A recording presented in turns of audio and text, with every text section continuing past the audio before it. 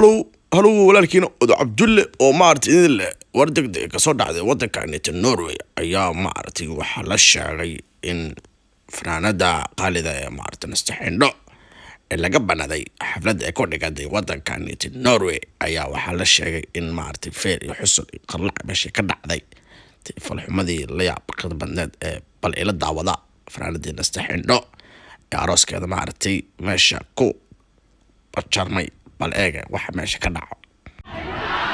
God stemning. Det alt for mye folk her inne. Det brudd på brannforskriftene. De har bedt politiet om hjelp til å avslutte festen. Alle har det bra? God stemning.